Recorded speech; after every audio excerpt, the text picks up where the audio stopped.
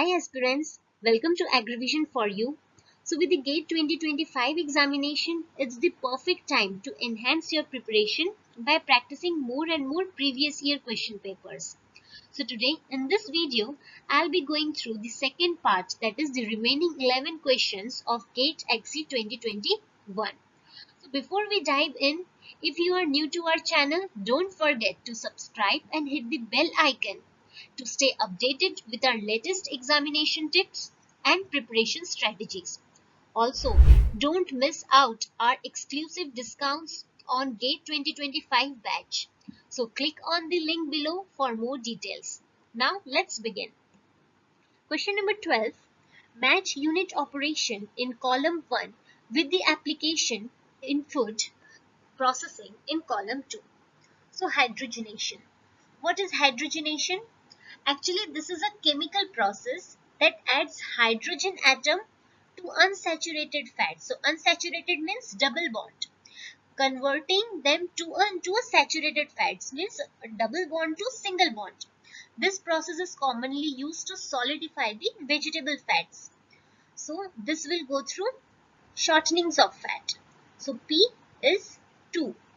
What is shortening? So this is achieved through hydrogenation, which converts unsaturated to saturated fat, making them more solid at room temperature. Next, blanching. So this process that is actually which involves briefly immersing of food in boiled water or steam followed by quick cooling. So it is used to inactivate the enzymes, colors, or remove surface impurities. So it is for inactivation of enzyme, that is Q, P2, Q3. Inactivation of enzyme, basically it is done in blanching. That can cause the spoilage or undesirable changes. That's why we have to inactivate the enzymes. Next, leaching. So leaching, this is a process of extracting soluble substances from a solid material using a liquid solvent. So it is often used to remove undesirable compounds or to recover valuable substances. So this will go through separation of dye. Since leaching can be used to extract dyes from food materials such as fruits or the vegetables, and as that is winterization, that is removal of soft wax. So winterization, actually this process is actually used for removing waxes and fats from the oils by cooling them below their cloud point, we can say. So which causes the waxes to crystallize and can be separated. So my correct option will be B. Question number 13. Which of the following are correct pair of grass? So grass, basically it stands for generally recognized as safe. Basically this term is used by the FDA to describe a substance that is considered safe for its intended use by a qualified experts. So those substances that are not grass, they require a pre-market approval from the FDA. So let's continue. So chemical foods, preservatives, affected organisms and given food matrix. So first option, sodium lactate, bacteria, pre-cooked meats. So sodium lactate, actually it is indeed used to inhibit the growth of a bacteria. We can say, for example, listeria. So which is present in pre-cooked meats. So it enhances a food safety. So inhibition of this bacteria can enhance its food safety and can extend its shelf life. So this option is correct. Next, caprylic acid, insects and cheese wraps. So caprylic acid, actually it is a antifungal. It has an antifungal properties, but it not typically it is used for the insect controls. So it's not used in the cheese wrap. So this option is not correct. Next, dihydroacetic acid, moles and squash. So dihydroacetic acid is used as a preservative especially in the cosmetics and foods, but not commonly it is paired with the squashes or as a specific applications we can say. So this option is also not correct. Next, sodium nitrite, so Clostridia and meat curing preparations. So sodium nitrite, it is used in meat curing preparations. Yes. So to inhibit the Clostridia bacteria. So this is correct. And this Clostridium bacteria, that is Clostridium botulinum, which can cause a disease that is botulism. So which is present in meat curing preparations. So this option is also correct. So my correct option will be option number A and option number D.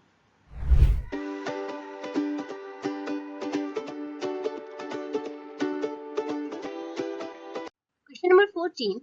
Choose the correct pair of pigment and their corresponding color in given plant product. Option A, carotene yellow orange peppers. So carotene actually is indeed responsible for yellow orange color in many fruits and vegetables, including the peppers.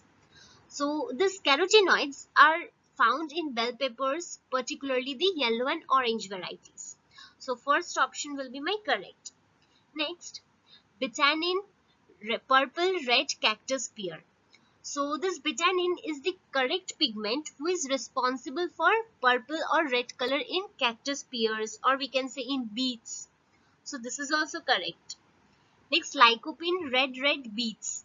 So lycopene, though it's a red pigment, but it is primarily found in the tomatoes, not in the beets. So red beets are colored by betanin, not by lycopenes. So it should be tomatoes. Next, option D, flavanols, orange cauliflower. So flavanols are typically associated with yellow or white pigments, and cauliflowers is the white, not the orange. So this pairing is also incorrect. So my correct option will be A and B. Next, question number 15. Which of the following acts as anti-nutritional factors? So what are anti-nutritional factors? So anti-nutritional factors are biological compounds in food that can reduce the body's ability to absorb the nutrients and use foods. So first option is phytate. So phytate, they are known as anti-nutritional factors because they bind to essential minerals like the calciums, zinc, iron, reducing their bioavailability in the body. So my first option is correct. Next, isoflavonones. So isoflavonones are the plant compounds in soya, or we can say other legumes. So they have health benefits. They act as phytoestrogens, we can say. So they are not considered as anti-nutritional factors. So they act as phytoestrogens. Trypsin inhibitor. So trypsin inhibitors are anti-nutritional factors because they interfere with the action of trypsin, which is an enzyme important for protein digestion. So this is correct. Next, resveratrol. So resveratrol is a polyphenol with antioxidant properties and is considered as beneficial for the health. So it is not an anti-nutritional factor. So over here my correct option is option number A and option number C. Question number 16. Which of the following is our commonly used medium in the supercritical fluid extraction in spices and tea? Options are water, carbon dioxide, dichloromethane, and carbon dioxide with ethanol. So over here, my correct option will be A, B, and D.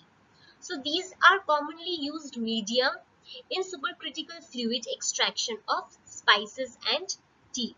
So water, we can say, while this is less common than carbon dioxide, so water can be used or can be considered at certain conditions. So especially for the hydrophilic compounds. Carbon dioxide, so as we have mentioned that carbon dioxide, it is one of the most popular choice due to its properties, and the carbon dioxide with ethanol. So this a mixture of carbon dioxide and ethanol can be used to enhance the extraction of certain compounds, particularly those with the we can say polar characteristics. So over here my correct option will be A, B and D.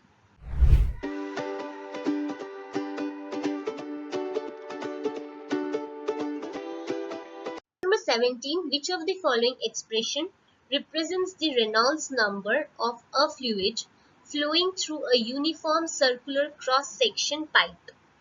First option, density, velocity, internal diameter by dynamic viscosity, average velocity, diameter of the pipe by kinematic viscosity. Option C, dynamic viscosity by average velocity, density, internal diameter. Or option D, kinematic viscosity, average velocity, internal diameter. So basically, this Reynolds number, it is a dimensionless measurement that describes the degree of laminar or turbulent fluid flow. So fluid viscosity can be measured by absolute or dynamic viscosity and the kinematic viscosity. So Reynolds number, it can be written as the density, velocity, its characteristic length by the dynamic velocity, viscosity, or we can say by the kinematic viscosity. So over here my both the options are correct. Option number A and option number B. Question number 18. Which of the following combination of analytical equipment, property measured and food property are correct? First option, particle size analyzer, particle size distribution, span value. So particle size analyzer, it measures the particle size distribution, and span value is a valid measure of the distribution spread. So my first option will be correct. Next, texture profile analyzer, morphology, chewiness. So, while texture profile analyzer measures chewiness, but morphology over here, which refers to the shape or structure, which is not measured by a texture analyzer. So, this option is incorrect. Next, option number C, differential scanning, calorimeter, glass transition temperature, degree of caking.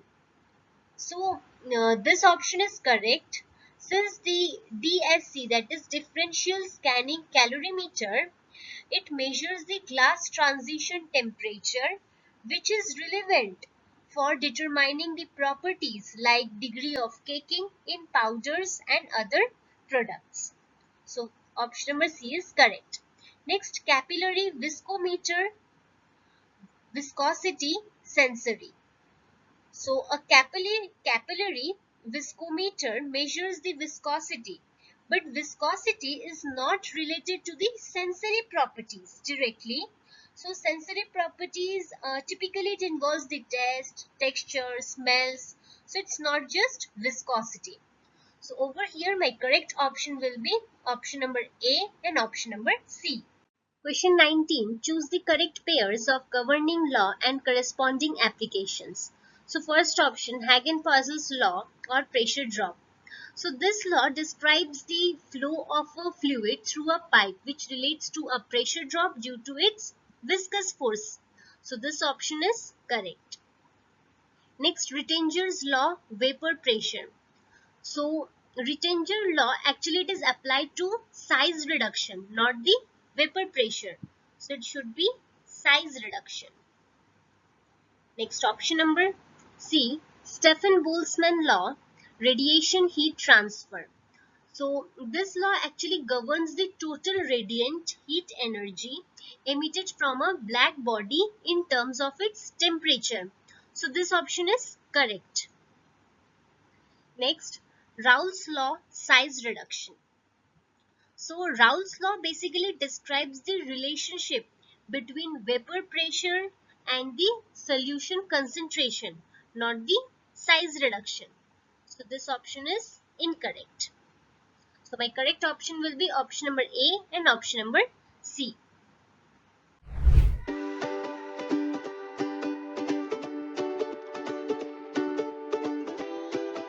Next, question number 20.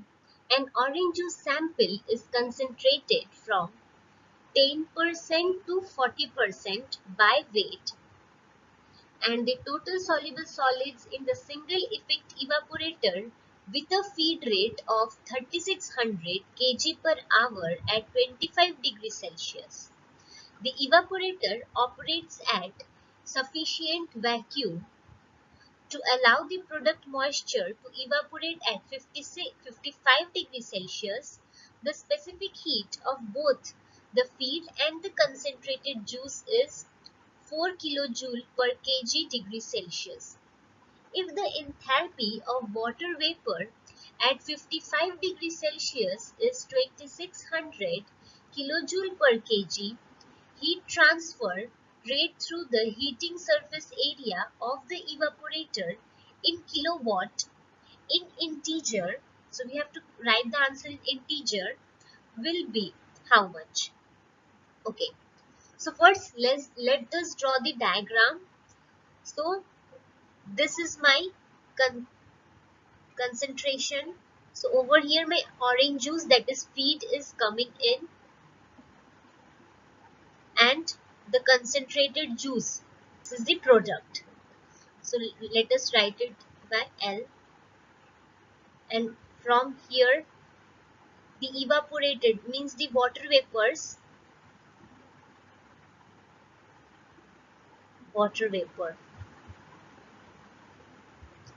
will signify it by V. So this is a single effect evaporator. So they have said from 10% total soluble solids, that is TSS is 10%, and after concentration the total soluble solid is 40%, and feed rate is 3600 kg per hour. Now, so let us first do the solid balance. So feed into the percent TSS is equal to the concentrated juice, that is L, into the percent TSS of it. Feed, it is 3600 into 10 by 100 is equal to L, we have to calculate 40 by 100. So we'll get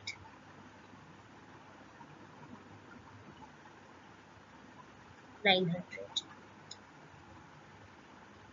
So mass flow rate of the concentrated juice will be 900 kg per hour. This mass flow rate is 900 kg per hour.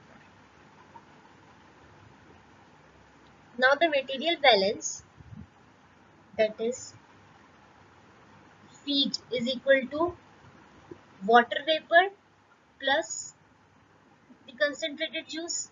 Okay. Now we can say water vapor equals to feed minus the concentrated juice, or feed is how much?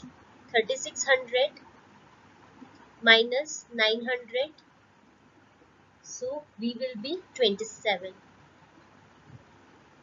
kg per hour, 100 kg per hour. So the rate of water vapor evaporated throughout the process is 2700 kg per hour. So rate of heat transfer through the heating surface area of the evaporator will be, so I'll use the next slide. Rate of heat transfer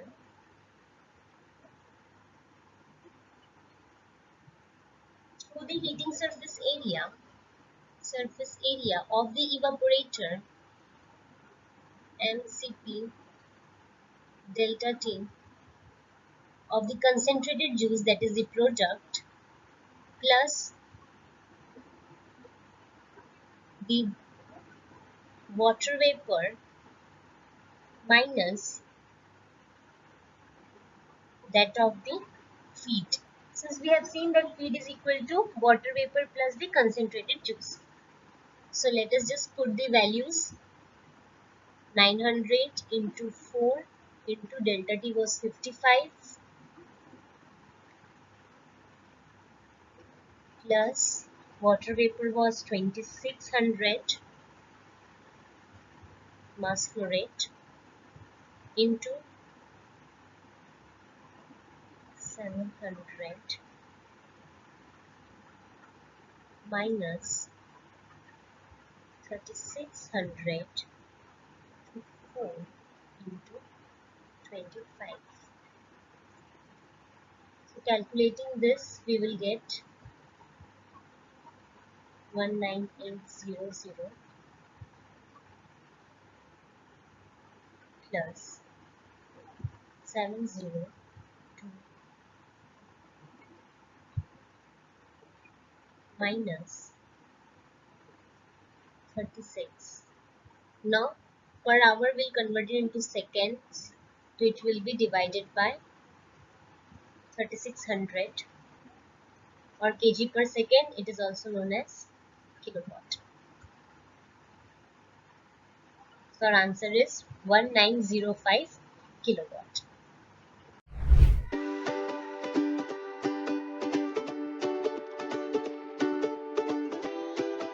Question number 21.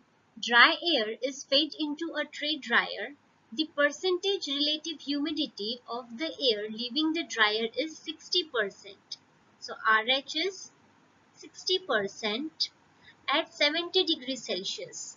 So dry bulb temperature is 70 degrees Celsius and the pressure at that is 101.35 kilopascal.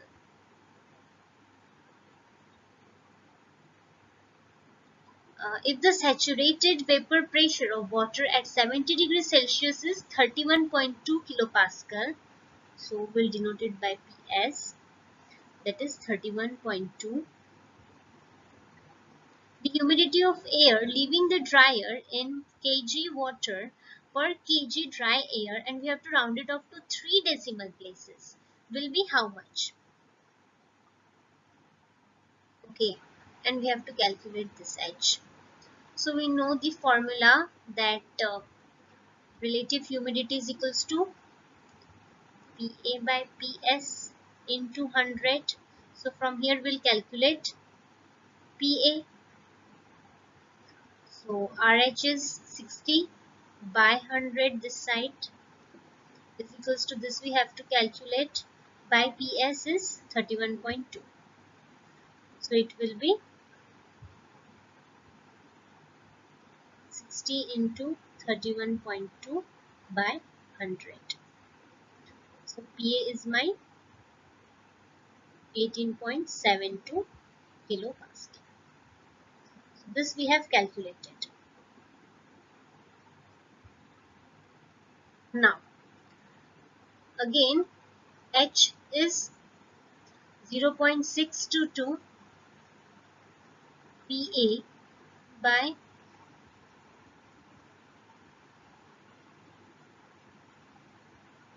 PT minus PA.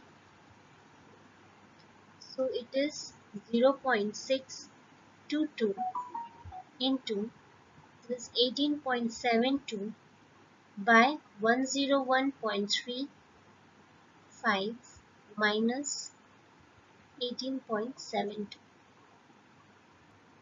So it is around 0.1409. So approx we will write 0.141. So this is my answer. Next, question number 22. In a cold storage plant, 5000 kg potato having a constant specific heat capacity of 3.65 kJ per kg degree Celsius are cooled at 28 degrees Celsius to 2 degrees Celsius in 24 hours. So mass it is 5000 kg. Next, CP, specific heat, it is 3.65 kilojoule per kg degree Celsius, and delta T it will be 28 minus 2 degrees Celsius, so it is 26 degrees Celsius in 24 hours. The heat of respiration of potato per 24 hours is this much. So heat of respiration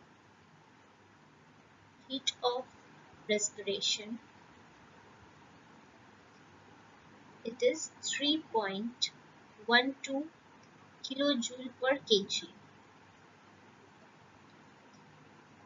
Assuming the efficiency to be 70%. So efficiency is 70%. The capacity of the plant in ton of refrigeration will be how much? And we have to round it off to 2 decimal places. So first we'll calculate the heat of respiration, that is 5000 into 3.12, it is 15600 kilojoule. Now the Q, we know the formula, heat equals to mCp delta T. Mass it is given 5000 into Cp it is 3.65, delta T it is 26. Calculating this we got 474500 kilojoule. So let us signify this as L. So Q total will be QR plus QL. So it is 15600 plus 474500. So this is 490100 kilojoule. Now we have to convert this kilojoule to kilowatt. So converting this 490100 divided by 24 into 3600. So this is around 5.6724 kilowatt. Now they have given us the efficiency, assumed is 70%. 70% of this, that is 5.6724 into 0.70. So this is the amount of heat required, that is 2.304 ton. So with this we have completed GATE XC 2021 paper. Hope you find this video helpful. So till then, thank you and enjoy learning.